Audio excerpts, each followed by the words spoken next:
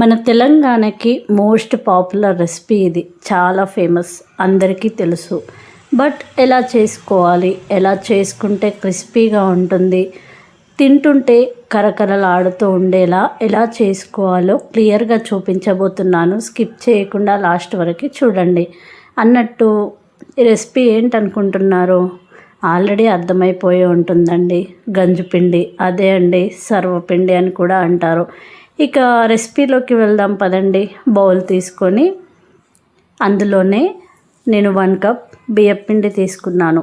బియ్యపిండిలో సన్నగా చిన్నగా కట్ చేసి పెట్టుకున్న ఆనియన్స్ వేసుకోవాలి. నెక్స్ట్ అందులోనే కరివేపాకు, మీ దగ్గర కొత్తిమీర ఉంటే కొత్తిమీర కూడా వేసుకోండి. మీ రుచికి సరిపడా కారం, ఉప్పు, చిటికెడు పసుపు. ఇక ఇందులో మెయిన్ ఇంగ్రీడియంట్ అండి ఎల్లిపాయ జీలకర్ర పేస్ట్ అండ్ నువ్వులు. ఎల్లిపాయ జీలకర్రని రోట్లో కచ్చాపచ్చాగా దంచుకొని వేసుకోండి. వేసుకున్న తర్వాత మీకు ఇందులో నచ్చితే ఒక 1/2 అవర్ నానబెట్టి పెట్టుకున్న శనగపప్పు మరియు వేయించుకొని పెట్టుకున్న పల్లీలు కూడా వేసుకోవచ్చు. అవి ఆప్షనల్, మీకు నచ్చితే వేసుకోవచ్చు. అన్నీ వేసుకున్న తర్వాత అంతా కలిసేలా ఒకసారి బాగా కలుపుకోండి. కలిసిన తర్వాత కొద్ది కొద్దిగా వాటర్ వేసుకుంటూ పిండి ముద్దలా కలుపుకోండి. మరీ పల్చగా కాదు, అలా అని గట్టిగా కాదు. కొద్ది కొద్దిగా వాటర్ వేసుకుంటూ చూసుకుంటూ వేసుకోండి. ఇక ఈ రెసిపీ విషయానికి వస్తే మన తెలంగాణ వాళ్ళకి చాలా స్పెషల్. ఈవినింగ్ అవ్వంగానే ఏమైనా తినాలి అని అనిపించినప్పుడు 10 మినిట్స్లో కంప్లీట్ అయ్యే రెసిపీ. అందులోనూ హెల్దీ, టేస్టీగా ఉంటుంది. ఇంకా కరకరలాడితే ఇంకా చాలా బాగుంటుంది. ఇలా కలిపి పెట్టుకొని పక్కన పెట్టేసుకోండి. ఇక నెక్స్ట్ మూకుడు తీసుకోండి. ప్యాన్లో అయినా చేసుకోవచ్చు, బట్ ఈ రెసిపీకి మూకుడు అయితేనే బాగుంటుంది. అదే స్పెషల్. మరి మూకుడు తీసుకొని ఇలా వెడల్పాటి తీసుకొని కొద్దిగా ఆయిల్ వేసుకొని బౌల్ అంతా స్ప్రెడ్ చేసుకోండి. చేసుకున్న తర్వాత పిండి ముద్దను తీసుకొని బౌల్ అంతా పెట్టేసుకోండి. ఈక్వల్గా ఈవెన్గా స్ప్రెడ్ చేసుకోండి. మరీ ముద్దలా కాదు, గట్టిగా కాదు, అలా అని థిక్నెస్గా కాకుండా కొద్దిగా మధ్యలో నుండి ఒత్తుకుంటూ క్రిస్పీగా కరకరలాడాలి అని అంటే ఇట్లా ఈవెన్గా స్ప్రెడ్ చేస్తూ మధ్యలో నుండి కొద్దిగా పల్చగానే చేసుకోండి.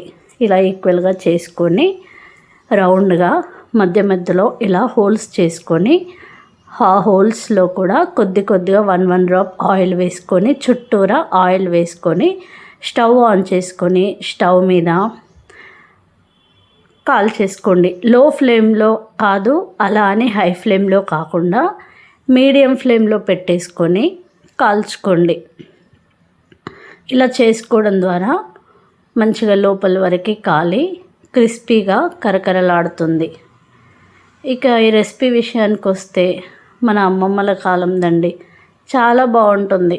గంజిపిండి అంటారు, సర్వపిండి అంటారు. 10 మినిట్స్లో కంప్లీట్ అయ్యే రెసిపీ. మన సైడ్ తెలుగు వాళ్ళు చాలా ఇష్టంగా తింటారు. ఇలా వేసేసుకొని మీడియం ఫ్లేమ్లో పెట్టేసుకొని కాల్చుకోండి. ఇక నేను చూపిస్తున్న ప్రాసెస్లో చేసుకోండి. ఇక 1 సైడ్ కాలిన తర్వాత మీకు సెకండ్ సైడ్ కాల్చుకోకపోవడం అనేది మీ ఇష్టం. క్రిస్పీగా నోట్లో వేసుకోగానే కరకరలాడాలి అనిపించాలి అని అంటే సెకండ్ సైడ్ కూడా కాల్చుకోండి. లేదు ఇలాగే ఉంటే బాగుంటుంది, 1 సైడ్ మెత్తగా 1 సైడ్ కరకరలాడుతూ ఉండాలి అని అంటే 1 సైడ్ మాత్రమే కాల్చుకోండి. 2 సైడ్స్ కరకరలాడాలి నోట్లో వేసుకోగానే అనిపించాలి అని అంటే ఇలా సెకండ్ సైడ్ కూడా టర్న్ చేసుకొని మీడియం ఫ్లేమ్లోనే మూత పెట్టేసుకొని కాల్చుకోండి. అది ఆప్షనల్. ఇలా అయినా తినొచ్చు, అలా అయినా తినొచ్చు. అంతే అండి. 2 సైడ్స్ కాల్చుకొని ప్లేట్లో పెట్టేసుకొని వేడివేడిగా తిన్నామంటే ఉంటుందండి. టేస్ట్ చాలా బాగుంటుంది. ఈ ప్రాసెస్లో మీరు ట్రై చేయండి. క్రిస్పీగా కరకరలాడుతూ ఉంటుంది. ఈ నా వీడియో కనుక మీకు నచ్చితే లైక్ చేయండి. ఫస్ట్ టైం నా ఛానల్ చూస్తున్నట్టయితే సబ్స్క్రైబ్ చేసుకోండి. సమ్మర్ రెసిపీస్ కూడా మన ఛానల్లో ఉన్నాయి. వన్స్ ఒకసారి చెక్అవుట్ చేసి వీడియోస్ని వాచ్ చేయండి. పక్కనే ఉన్న బెల్ ఐకాన్ని ఆన్ చేసి పెట్టుకోండి.